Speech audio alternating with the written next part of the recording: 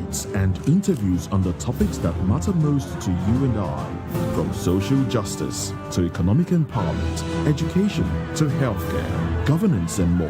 Tackling tough topics and amplifying your voice. Join the conversation and make your voice count. The people's voice. Make your voice count. Awards, the razzmatazz, music, fashion, interviews, and more. Spotlight on Voice of the People Television. Let's feed you with all the juicy stories in the global entertainment space, bringing you the glitz and glamour. As it is hot. Stay tuned to Spotlight, 1 p.m. Monday to Friday. Spotlight on VOP TV. Entertainment like never before.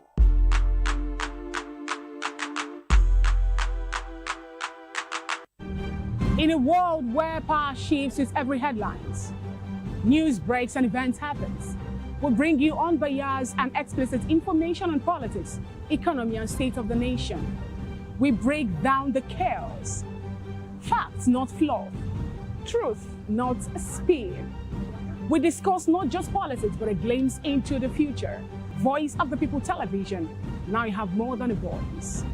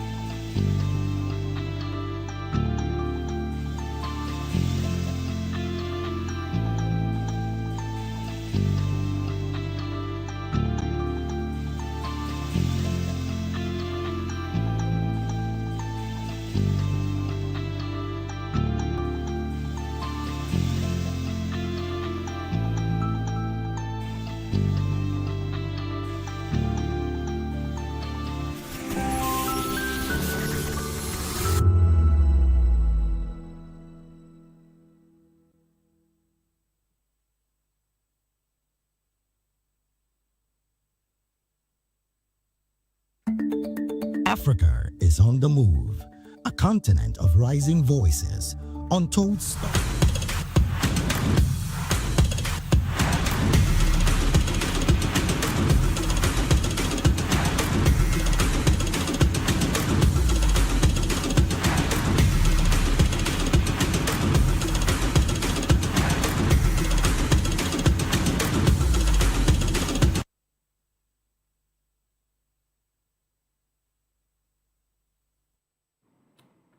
Well, I mean, it's a very, well, I say weird day today because so many very, interesting things happening around the world of football. A lot of managers have been sacked here and there. And, I mean, the big one is about the Super Eagles manager being linked to the job in France.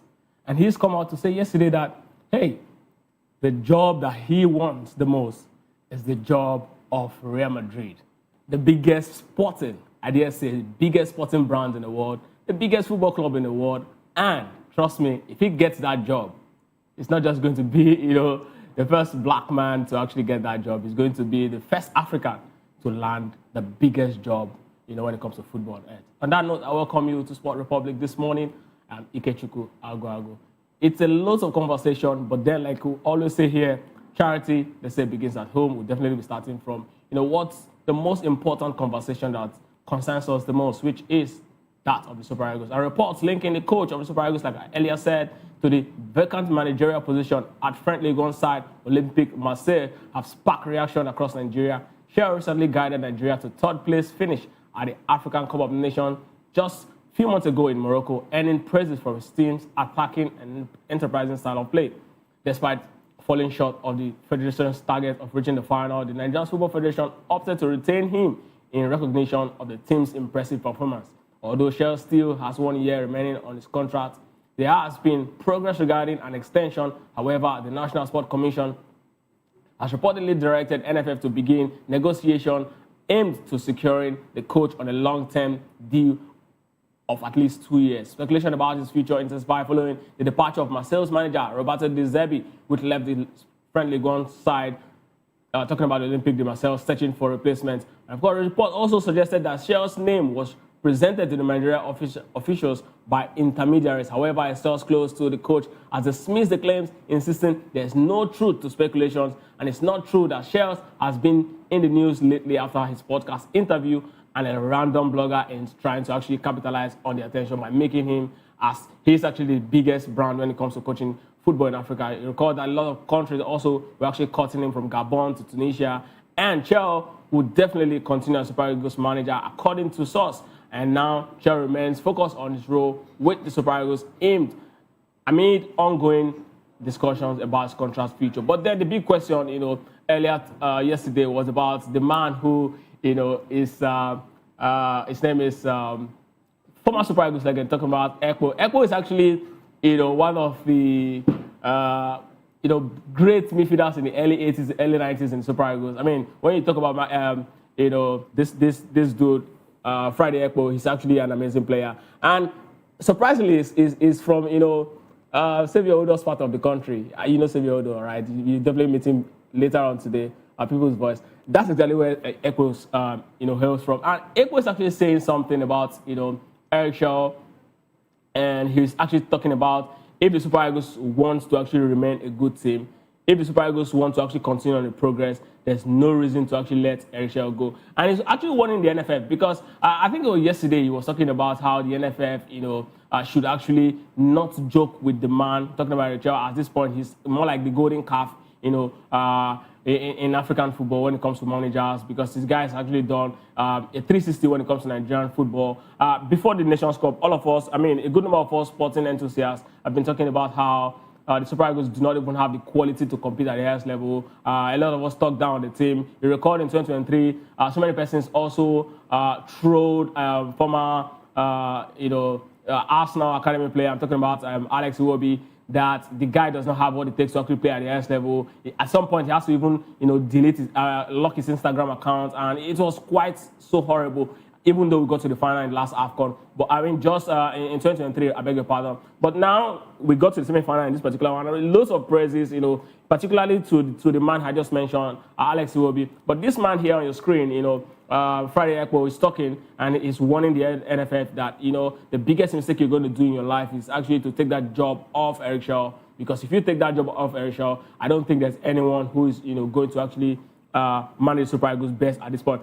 Also, there are conversations about how Eric Chelle actually landed the job, because Eric Chelle as a person was actually the only man who agreed to take the job. At some point, we heard that the Super Eagles were actually going for Senfe.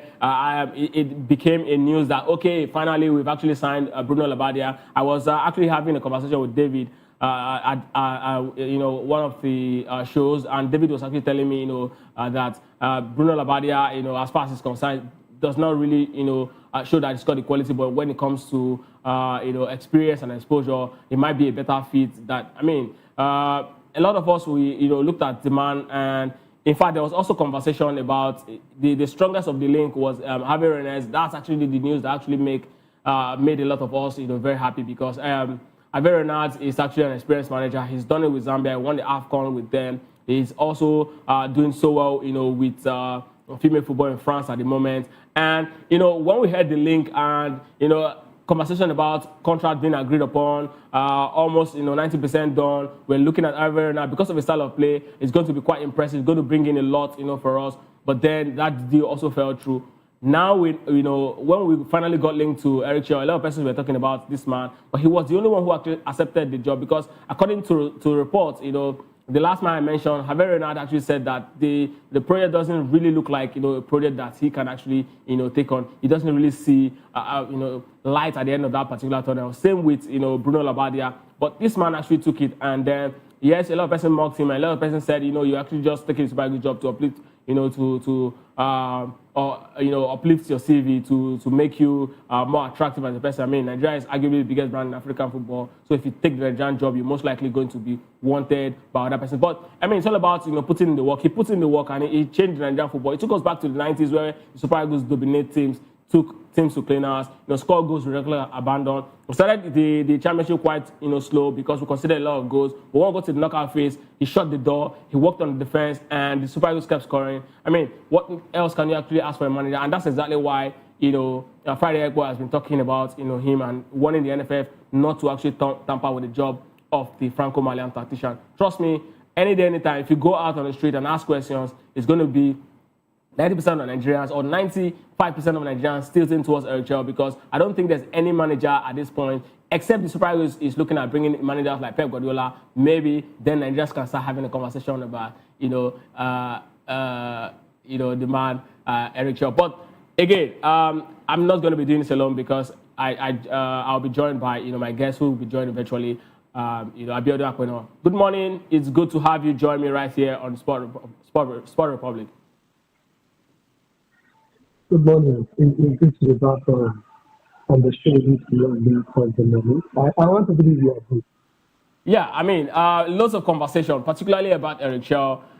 You heard the news about him, jumping ship, going to Olympique de Marseille after, the rumor of the national team, Tunisia, Gabon, and the likes that were cutting him died down. We started hearing conversation about Olympique Marseille. I mean, how good, can this, how better can this get for Super Eagles manager? Because this man has really put in a lot of work. But for you right now, I'm looking at the position, Eric Chelle is standing. I'm looking at you. I'm asking you now this question as, put yourself in the position of Eric Chelle's agent or his manager. Would you advise him, if the rumor were to be true, to actually leave the Super Eagles job for Olympique de Marseille?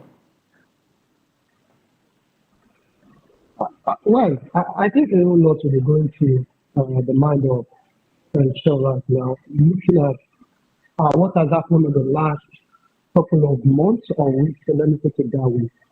How to when Chelle signed for the Super Eagles of Nigeria, so a whole lot of people were of the opinion that, where is he coming from? Who is this manager and all of that? But at the end of the day, he signed for the national team. Some of us in the media were of the opinion that we should give him a time, that no one has actually come into the national team, and of course, if the ground run is just like that, you have to give a man a chance to prove himself. And so far, so good.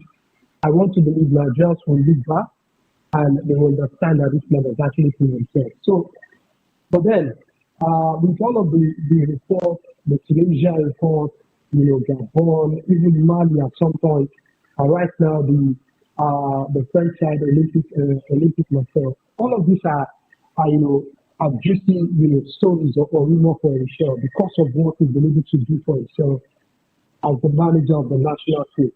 So I think it's not far-fetched. Definitely, when you are succeeding, a whole lot of people want to have a relationship with you. They want to, be in that conversation with you. They want to work with you. So I think it is just, common sense, whatever is happening around Chelle right now. A whole lot of countries, a whole lot of, football clubs wants to work with Chelle because of what he's been able to do for himself with the Super Eagles national team. So I think that is really, really good for his team, and of course, whatever his agents have been doing in terms of positioning to make sure he attracts all of the big boss and of course the big national team, big clubs. But then, talking about going to Olympic Marseille, if I'm to advise Chelle today, I think I would tell him not to take the job. Not because I'm a Nigerian, not because he's the manager of the national team. Because you are still in charge of the national team, you are doing a good job in the national team. And if you remember, as I said earlier, this was the manager who a whole lot of Nigeria felt, where is he coming from, is not good enough to be in charge of the Super Eagles. And he's proving everybody wrong that he can actually do the job and do better. And just like Ekpo said, I think I'm going to actually advise Chelle to stick with the national team. Complete the assignment you are doing. Lay down, a marker in the issue of Nigerian football. If you want to talk about Nigerian football today, a whole lot of people still cannot, stop talking about the likes of Abura Milutinovic. You talk about what is the name of this man from Holland. These are managers that Nigerians will always talk about in terms of what they've been able to do for, Nigerian sports. So I think Chelle should take it with the national team. Of course, he's still, on that level where you can actually take the the Super Eagles to that level where they want to be. We saw what they did at the African Cup of Nations. And who says we cannot do more? So I think the best thing for him right now is to make a decision for himself, stick with the national team. If it is possible to qualify for the World Cup, well, go to the World Cup and also further prove yourself to the world that you are that manager that every club, every national team wants to work with. But I'm not his agent, I'm not a Chelle. They will definitely advise him to make that decision. But as a Nigerian, as a football journalist, I would tell Chelle to focus on the national team assignment. Absolutely. It's just one of those very funny and, of course, you want to say very weird dates in football history. And a particular very weird date for me right here in the studio because, trust me, ordinarily I would have actually just told our viewers to actually leave us a comment right there on our YouTube platform, those who are watching on our YouTube platform. And also, do not forget to hit the subscribe button to be a part of the family. Away from that football story concerning Eric Chelle, let's go straight to another one, the story concerning the former Chelsea rising star who has actually moved to Borussia Dortmund at this point. The Austrian Football Association actually stepped up to prevent Nigeria from securing the international allegiance of Borussia Dortmund star Kane Chukwuemeka. Of course, according to reports, there are lots of conversation. A 22-year-old was born in Essen, Austria, to parents who are Nigerians but grew up in England, where he actually represented the country. He represented the country at various levels. I'm talking about the English national team now, the English under-20 level and under-19 squad, before he actually, was actually looking for a way to be part of the 2022 European Championship, which unfortunately didn't actually happen. However,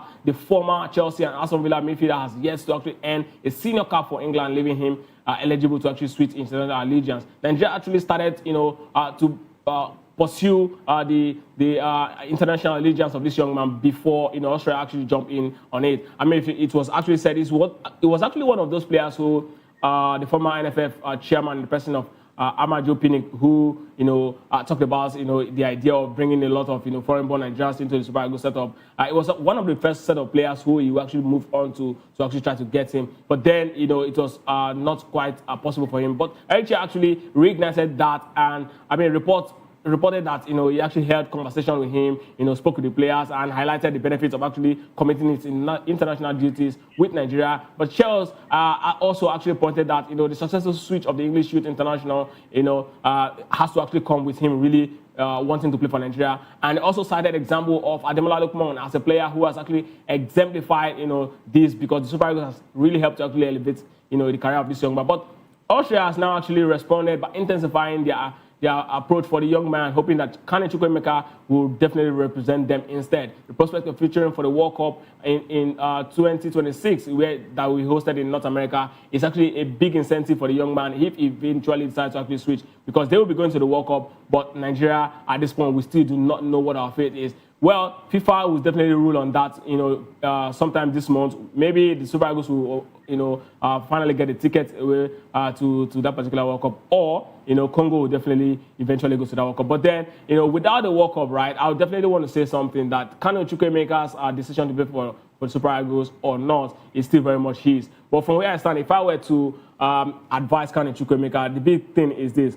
When it comes to football, right, Austria is, not at the level of Super Eagles. Yes, I know we've really dipped, we've really plummeted, in terms of our rankings and the quality and how we've been able to actually conduct ourselves. But ordinarily, I mean, historically, the quality of players we produce compared to what they've produced, what we've been able to actually do in the biggest stage, I don't think they've actually, been able to actually, do anything close to that. And of course, their biggest star is also, in Nigerian, but I'm talking about, David Alaba. So, if you look at Austria as a country and look at, the Super Eagles, I mean, the most likely place you definitely will pick up a trophy if you actually pick up a national team medal, it's most likely going to be Super Eagles of Nigeria, because, I mean, our chance of winning Nations Cup is way higher than, Austria's chance of actually winning the Euro Championship. And that's, another fact that you can actually, and again, playing for Nigeria is a bigger brand, like I said earlier on, so it's going to really come in handy. I mean, Abiodun Akpeno, you heard, the conversation, going on, Kane Chukwuemeka. Let me ask you, how good or how, what quality will he be bringing into the Super Eagles setup? Because I'm looking at the midfielders that we have at this point. Is it better than what we saw in the Alex Iwobi we saw in the just concluded AFCON? Well, I don't think so. A whole lot has been said concerning all of these, foreign born players. And if you remember, a whole lot of players of them have also come back to Nigeria to play for the national team. But considering what we've seen with this young man, I'm not sure he's better than a certain Rafael Erika, honestly. Uh, at his current club right now, he's not one of the starters in the Borussia Dortmund. So if you put all of that together, you don't want to, bring a player that wouldn't add a whole lot of vibe into the national team. Players that we want to the national team right now are players that can actually add lots of quality. You have to fight for the badge, you have to fight for the jersey. And if you really want to play for the national team, you also have to commit yourself that I want to play for the Nigerian national team. And I haven't seen, this kind of conviction, this kind of passion from some of these players. Of course, if you play for England, youth team, but then when it comes to playing for the national team, has he been able to, make that move to play for the national team? So it shows he's not good enough. So if you are not good enough to play for the Three Lions, why are we hell bent on bringing someone who is not good to play for the English national team to the Nigerian national team? And the Super Eagles is not a dumping ground. So if you don't make that decision at the earlier stage of your career that you want to play for Nigeria, then you are not good enough to wear the jersey. So I think for me, footballing wise, is not good enough to play for the national team right now, considering what we are seeing. Of course, they want to argue that Frank Onyeka, Wilfred Ndidi are not, the best of legs right now. But then these guys are still believing. But when they moved on after they retire, you can still bank on guys like Chiku Nad, you can still bank on guys like Rafael Erika. So, and I do not think Kanu Chukwuemeka is better than all of these guys I mentioned. So for me, it's a good decision for him if the Austrian national team eventually, get him to play for the national team. But right now, I do not think he's that perfect player. If you are looking for someone that can actually bring quality, maybe we should start for other players that can bring quality to the national team. But if he eventually plays for the Super Eagles, I'm not sure he's going to be one of the starters, honestly. Absolutely. Away from that, let's go straight to what happened yesterday in England as Manchester City reduced Arsenal's lead at the top of the Premier League table with 3 points after an emphatic 3-0 victory over Fulham at the Etihad Stadium. After needing just 2 late goals to overcome Liverpool at Anfield on Sunday, Pep Guardiola's side enjoyed a far more straightforward outing at home, surging into 3-goal advantage inside 39 minutes. Winter signing Antoine Semenyo opened the scoring before setting up Nico O'Reilly for the second, and of course Erling Braut Haaland then ended his 8-game wait for a Premier League open play goal, firing home City's third. Guardiola withdrew Haaland at halftime, and although City failed to extend their lead after the break, Fulham really showed that they do not really have anything to actually fight in that particular game at the Villa Park. Aston Villa also secured a narrow win over Brighton and Hove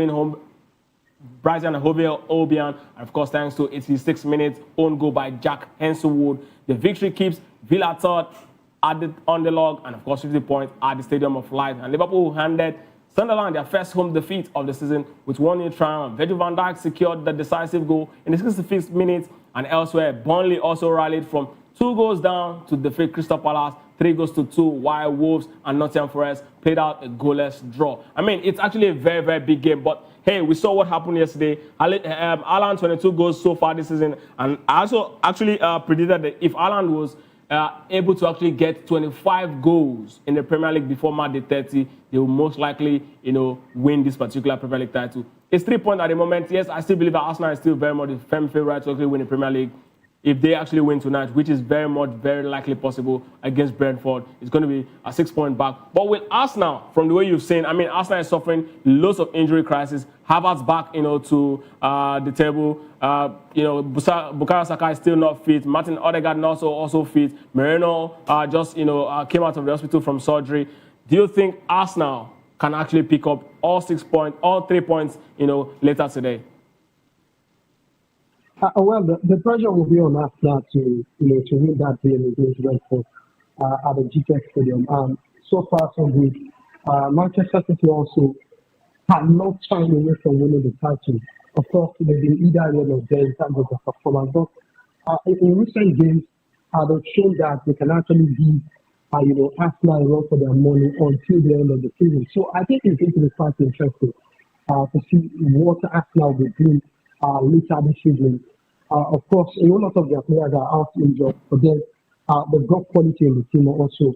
If Bukayo Saka is not playing, there's a certain on the Madueke who can actually, take his place and of course go on to deliver. So there's a lot at stake for Arsenal. They definitely need to win that game for them, to keep down the pressure because if they fail to get all 3 points in that game, trust me, Manchester City will definitely want to capitalize on that. And I'm quite sure a lot of Arsenal fans are also looking forward to what kind of performance Arsenal will bring to the table tonight. So it is just so important for them. City, they've done their own assignment against the Fulham yesterday. They dispatched them, scored 3 goals. Alan was involved, Semedo was also involved. So you've done your own part. All you have to do is just sit down, relax, and enjoy what will later happen later today. So I think for us now, 3 points is not negotiable. They need to get into that game, get the job done, and let's see how the remaining matches find out. Just 12 games to go before the end of the season. So this is where Pep Guardiola loves to bring out his Arsenal, and they love to thrive on this kind of situation. So Arsenal needs to be very careful. But like you said, they are the prime favorite to win this title. Of course, we all know that. But then this is not the time to lose points. This is not the time to sleep on all of these lesser side. And not to extent the Brentford, they are a good side. But then this is the game Arsenal should be picking all 3 points because they know what is coming behind them, and that is Manchester City. February, they say, has always been a very tricky month for Arsenal. Injury mountain, deep in form. Do you think this is going to be a different Arsenal? This is also going to be a different February? Because if you look at this Arsenal side, they've got really, really good depth in that particular squad. Eberechi will definitely step up. Madueke, we saw how he actually showed that, without Saka, Arsenal can still, rely on something very huge from the right wing. And they've got lots of players, in that particular, team. But now going in this particular February, it has always been tricky. Is this February going to be different? Well, I think it's a bit difficult because if you look at the players who are out injured, let's even start by chronicling the performance of some of these guys when they are really fit for Arsenal. Bukayo Saka hasn't been that player we used to know when he was the go-to man for them season in, season out. He hasn't really turned up like that this season. And Lonnie Madueke and some couple of guys have been able to step up in the absence of Bukayo Saka. So I don't think Bukayo Saka being injured is a major excuse for them. No doubt, if he's fit, he's definitely going to have a lot of quality attacking wise for them. But then they find a way around all of that. Martin Odegaard, when he's not playing, there are other guys who have also stepped up also. We talked about Mikel Merino has been quite crucial for them. It's just unfortunate that the young man is injured right now. However, he came back from injury and he hit the ground running instantly. And it felt like, if a certain Victor Gyökeres is not getting the goals, you can bank on a certain Kai Havertz to get the goals. But unfortunately, he's out injured again. So all they have to do right now is to bank on the likes of Gabriel Jesus, bank on Victor Gyökeres, to get them those goals. So if you look at Arsenal right now, holistically as a team, I think they have a good squad that can help them navigate February. Of course, it's going to be very difficult because of the numbers of players who are out injured. But that doesn't mean they do not have what it takes to navigate all of the games in February. Yeah. And this is not the Arsenal team we used to know before. In months like this, we are talking about Arsenal, fortunate in some games. In a game that you expect them to win, they drop points. I think Arsenal have been able to move back all of that. And it shows they really want to win the title. So all they needed to do right now is to go into all of this, lesser games and get the job done. That is just the way to win the title. You have to be very, very consistent You have to be intentional. You have to deliberate. So if Arsenal really wants to win the title, they have to squeeze out the result. Even if it is 1-0, we saw in Leicester City at some point they were grinding out the result. They weren't convincing, but then they needed to do their own part, get to the line, and pick all 3 points. I think that is what Arsenal needs to do in this February. And after that, then we look forward to March. So whatever comes in March, then we can now know if this Arsenal side are really ready and to win the title. Well, definitely, we'll definitely come to know in March if Arsenal side, according to Abiodun, really ready to win the Premier League title. Still talking about Premier League. Yes, before the news actually broke, yesterday, the very first one was actually Roberto De Zerbi all the way in France, and then Thomas Frank, and now stadium where they say, it's expected that the manager that is coming in is definitely the next manager to be fired.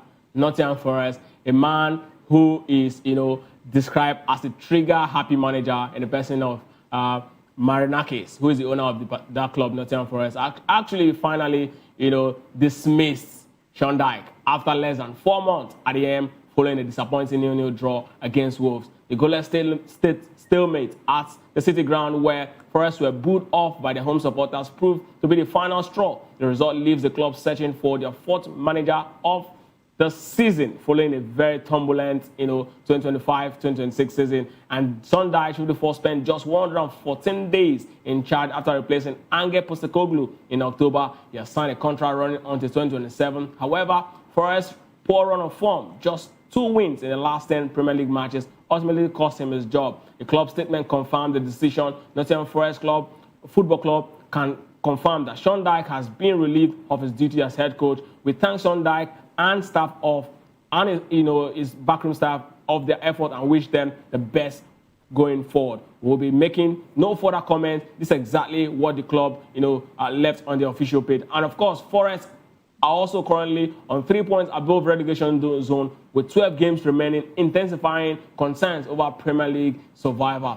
Club owner Evangelos Marinakis, known for a decisive approach, had already dismissed Nuno Espirito Santo earlier in the campaign following a breakdown in relationship, and Ange Postecoglou was appointed as successor and was also relieved of his duty 40 days before being sacked after a 3-0 defeat to Chelsea. Dyche, a Nottingham Forest native and a former trainee at the club, took over Forest sitting 18 on the table.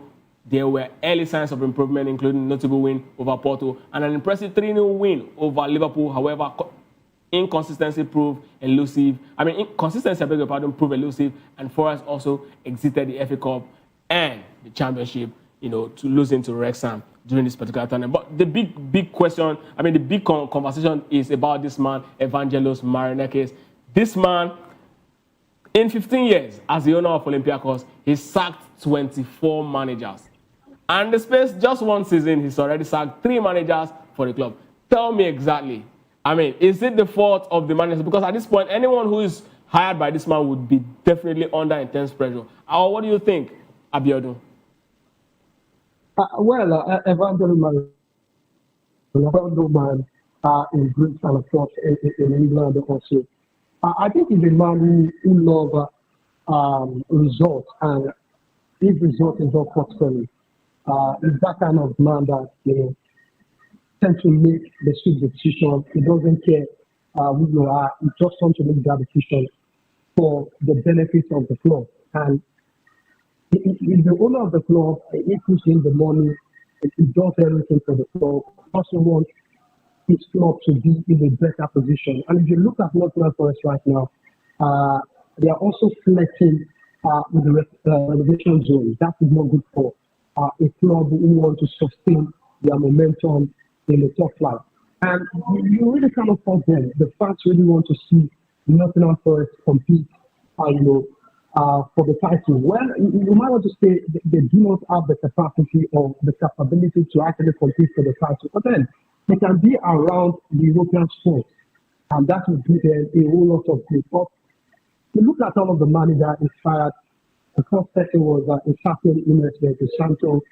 There came in, Ange Postecoglou, he started also, and they brought in a Sean Dyche who has been out of job for a long time. The last job he was in charge was a certain Everton. And when he came in, a whole lot of people thought like, this is not the kind of manager you want to start. But then he was able to steady the ship. But within few weeks, we don't know what really happened. There was a huge turnaround in result for Nottingham Forest, and at some point, I knew the ticking bomb is already on alarm. I knew it was going to be that time for this man to go. So I wasn't surprised when I saw the story. I knew Sean Dyche was going to be sacked. So you just kind of fall Marinatis because he's a man that wants results. And once you are not, producing that result, you definitely have to go. Definitely, if you're not producing that result, you definitely have to go. The game of sports is all about results, and that's one man who has actually lost twice, to Alessandra Usyk is aiming to actually come back for another fight. And his name is Tyson Fury, and we will be definitely aiming for a trilogy fight with old rival Alessandra Usyk following his return to the ring, according to promoter Frank Warren. We're talking boxing now, and Fury is scheduled to face Alexander Makhmudov on April 11 in the UK. The former two-time heavy world champion retired last year after losing twice to Usyk in 2024, but has now reversed his decision with ambition of becoming a three-time world champion. Usyk has vacated the WBO title, but still holds the unified WBC, IBF, and WBA belts, making potential rematch an attractive proposition.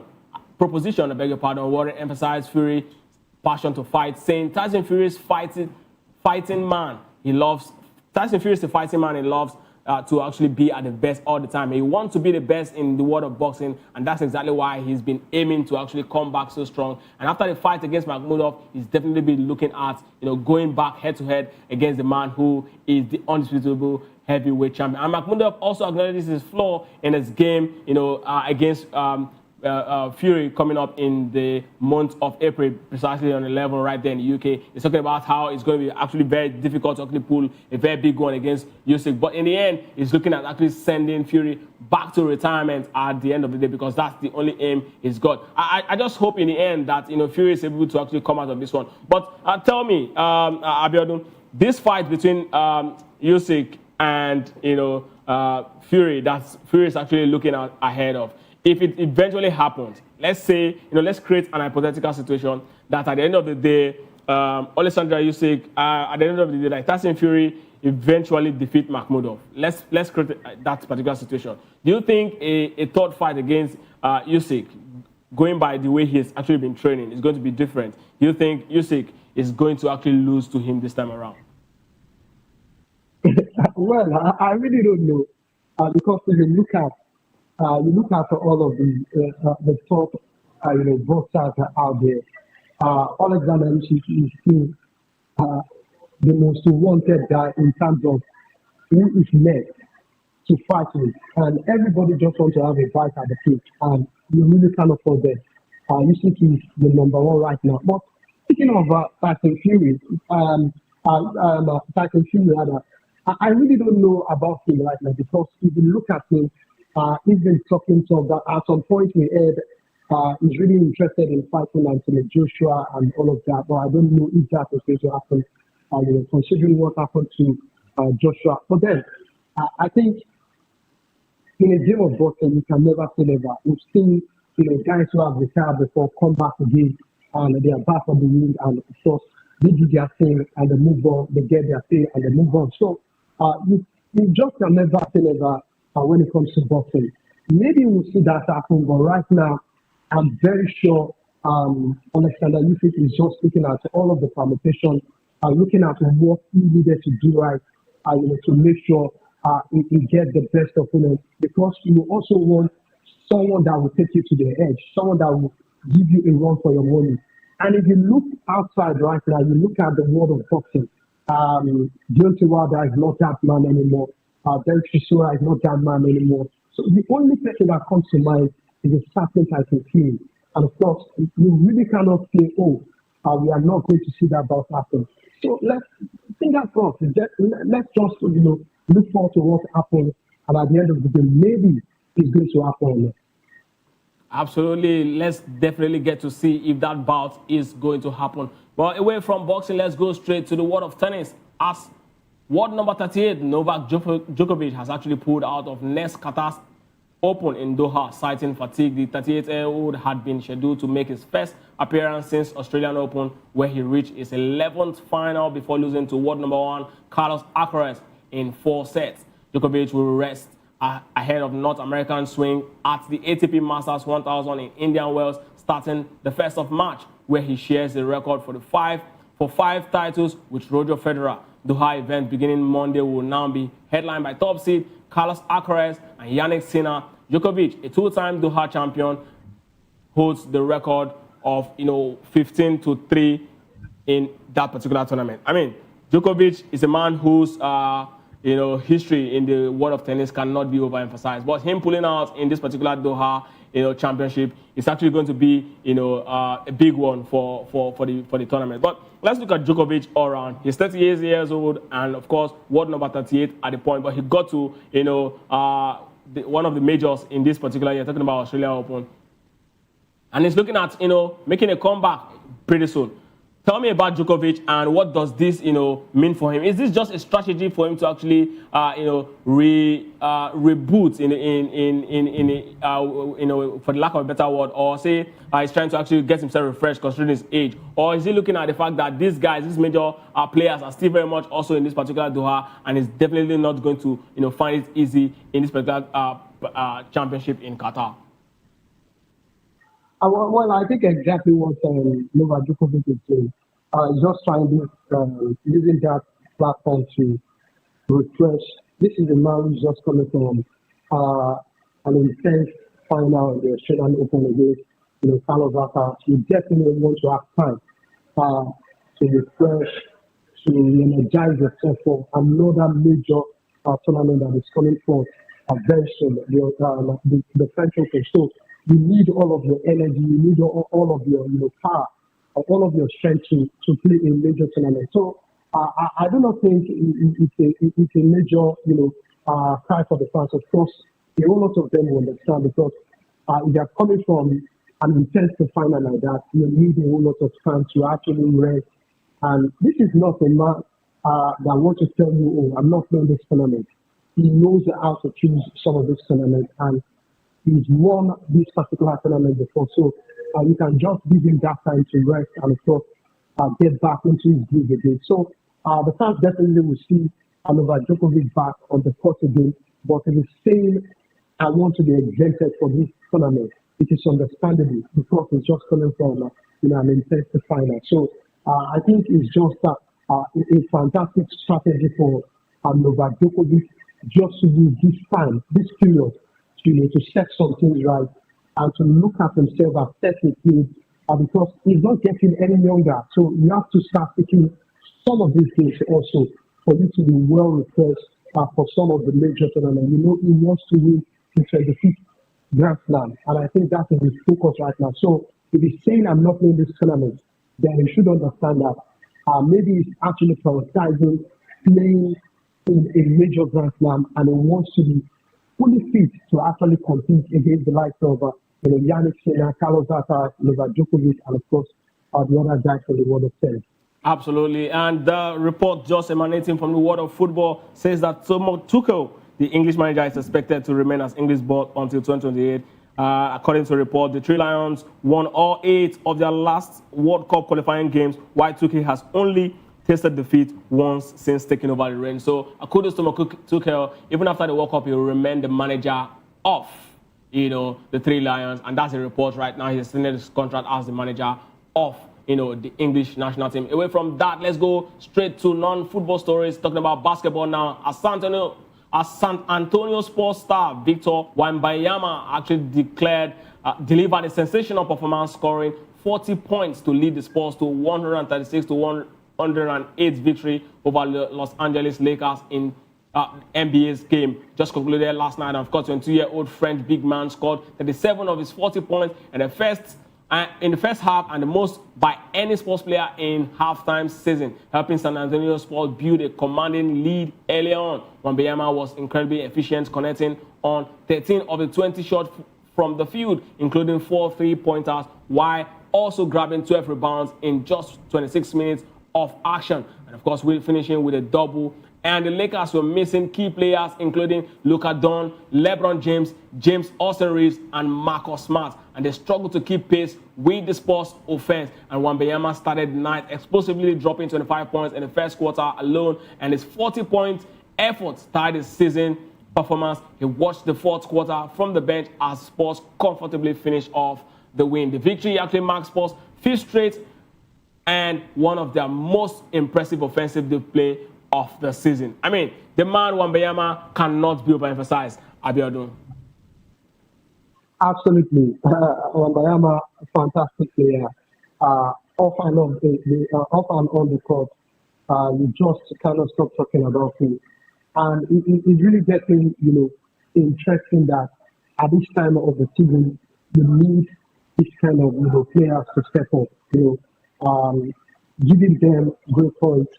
And if you are missing the kind of player like this, you definitely know that your team is going to struggle. So I'm really not surprised that that player that San Antonio Spurs are definitely going to be counting on every week game. So you have to always keep up that momentum, keep up that, level playing ground that you can actually achieve something for yourself at the end of the season. So for Wembanyama, fantastic performance. And San Antonio Spurs also, well, I really don't know how the season will turn out for them, but I'm looking forward to see what they will be doing. Of course, Wembanyama is that man for them, and I will always push them to the edge. But then, once again, a big man himself, the man you can bank on anytime, any day when it comes to the great pointer.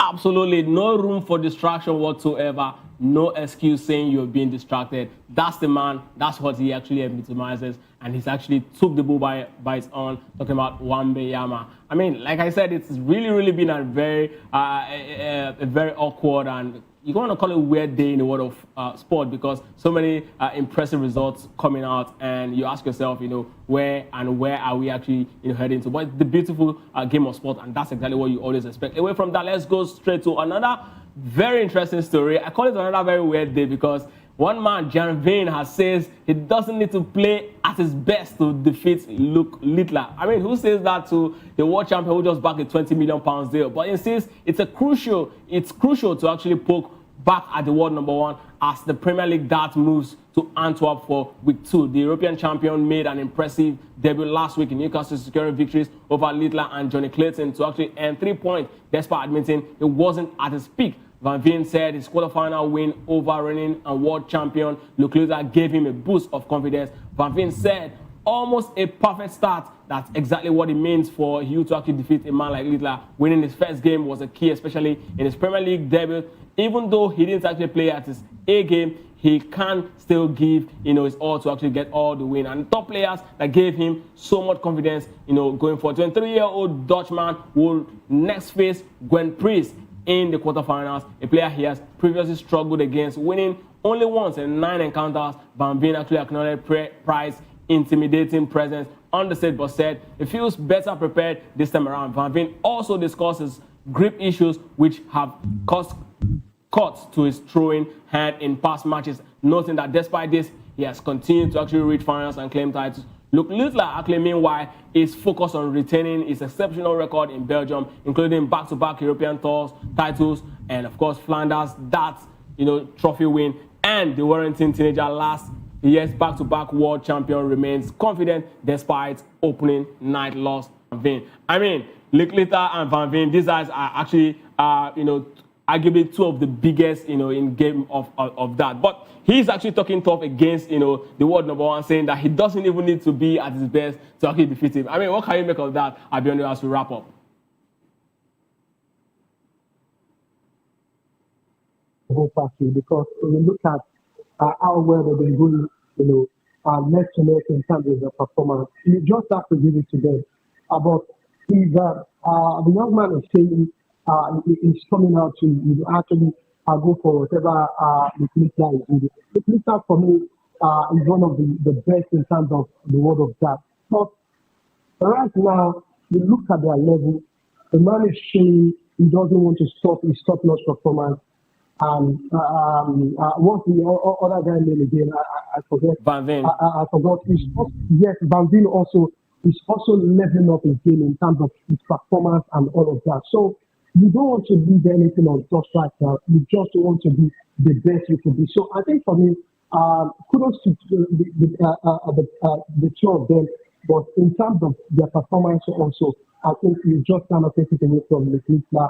Fantastic player when it comes to the world of that. But then, anytime of the day, I will always be the man to look for Nuclear. Whatever Van Beek is doing is a fantastic player, also know that. But then, you have to respect whatever Nuclear is doing right now. Absolutely, Abiodun, it's good to have you join me right here. Thanks for being part of the show this morning. Thank you very much for having me. All right, so on that note, we will be drawing a curtain on this episode of the Sport Republic show. And do not also forget to actually join Kizzy tomorrow when he actually brings the Pidgin edition of Sport Republic. And later this evening, also join the guys, to break down all football stories. I'm talking about Afis and Jerry on Local Room. And up next, it's the Midday News with David Edwin. I am Ikechukwu Ago. Have a great day.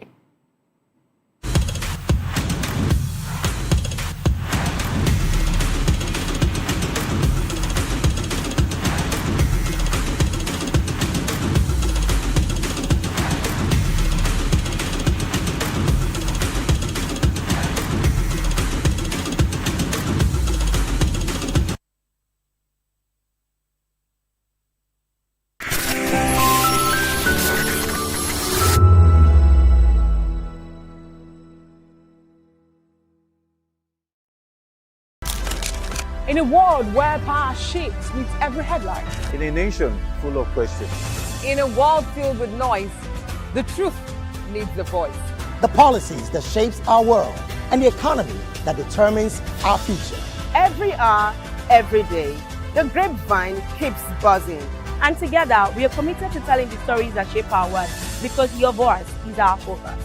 Don't forget, our voice matters the most. Let us come together and share our concerns.